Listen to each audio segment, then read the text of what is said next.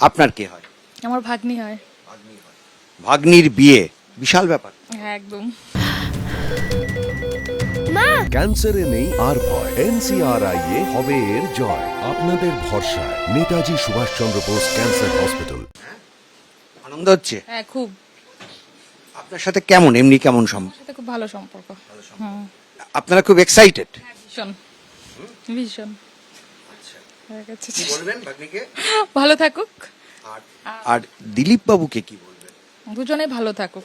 কবে খবর পেলেন কবে? আমাকে জানি, আমাকে 10-12 দিন আগেই বলেছে আমাকে, বাট দ্যাট ওয়াজ সিক্রেট।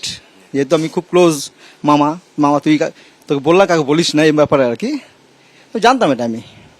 কেমন লাগছে অনুভূতিটা? অবশ্যই, আমার ভাগ্নি বিয়ে করছে, ভালো লাগবে, অবশ্যই ভালো লাগবে।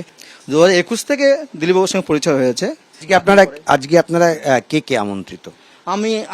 আমরা 2 ভাই আছি, আমার আরেক ভাগ্নি আছে, ও আসছে, আর কিছু ওর বন্ধু বান্ধব আছে, আসছে, এই আর কি। প্রথমেই যেটা বলবো যে আমরা যেমনটা জানতে পেরেছি আজ তো আপনার সঙ্গে দিলীপ ঘোষের বিয়ে, কথাটা কি সত্যি? হ্যাঁ। আপনাকে প্রথমেই শুভেচ্ছা জানাই এবং যেটা জানতে চাইবো যে আপনিও দীর্ঘদিন রাজনীতির সঙ্গে যুক্ত রয়েছেন, দিলীপ বাবুও দীর্ঘদিন সক্রিয় রাজনীতিতে রয়েছেন, আলাপটা কিভাবে? আলাপ তো আমার বরঞ্চ ওনাকে তো পছন্দ করতামই, কিন্তু বহু বছর পরে আর কি আলাপ সাক্ষাৎ হয়েছিল এই 21-এর ইলেকশনের আগে। ইকো পার্কে কখনো কখনো যেতাম, তো সেই হিসেবে যেরকম হয় একটা কর্মীর সাথে, একটা কার্যকর্তার সাথে একটা লিডারের ফর্মাল অফিসিয়াল যেরকম হয় সেরকমই আলাপ ছিল। প্রস্তাবটা কি আপনার দেওয়া? হ্যাঁ আমার দেওয়া। সেটা কবে নাগাদ দিলেন এবং দিলীপ বাবু কবে সাড়া দিলেন? আমি ওই মিড অফ সেপ্টেম্বর প্রস্তাবটা দিই, উনি 3 মাসের মতন টাইম নিয়েছিলেন। ডিসেম্বরে মোটামুটি আমরা একটা কনক্লুশনে আসি। তারপরে মায়ের থেকে পারমিশন নেওয়া হয়, মায়ের থেকে মতামত নেওয়া হয়, আর মানে মায়েরও আমার অবর্তমানে আমার ছেলেকে আমিও মানে শান্তিভাবে আর কি করতে পারবো, ছেলের সংসারটা করে দিয়ে যেতে পারলে ওনাকে আমি ভাবাতে পেরেছিলাম, বোঝাতে পেরেছিলাম। আপনার পরিবারে আপনার সন্তান, আপনার ছেলে, তার কি মতামত? তার সাথে কথা হয়েছে? হ্যাঁ হ্যাঁ হ্যাঁ, তার সাথে কথাবার্তা হয়েছে। হ্যাঁ, ছেলে এরকম একজন ডিজার্ভিং বলে তো ছেলে তো রাজি কেন, ছেলেও খুব হ্যাপি।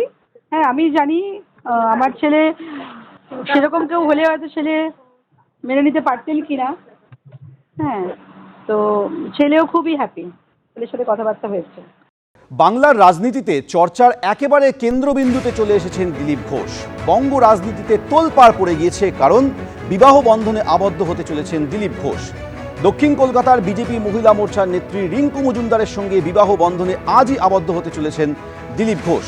আর তাকে শুভেচ্ছা জানাতে ইতিমধ্যেই কিছুক্ষণ আগে তার বাড়িতে পৌঁছে গিয়েছিলেন সুকান্ত মজুমদার, লকেট চট্টোপাধ্যায়, সাংসদ জ্যোতির্ময় সিং মাহাতো সহ বিজেপির নেতৃত্ব। কোথায় গেল? সঞ্জীবকে পাঠিয়ে দিচ্ছে না?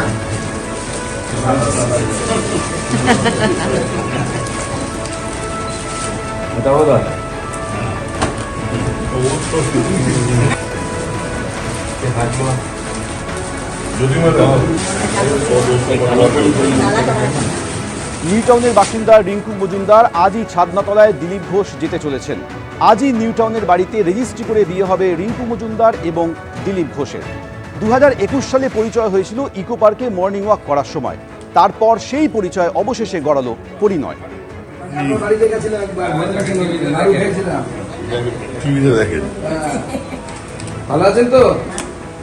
2021 সালে পরিচয়, ইকো পার্কে মর্নিং ওয়াকের সময় আলাপ হয়েছিল রিঙ্কু মজুমদারের সঙ্গে। কে রিঙ্কু মজুমদার? তিনি দক্ষিণ কলকাতার বিজেপি মহিলা মোর্চার নেত্রী।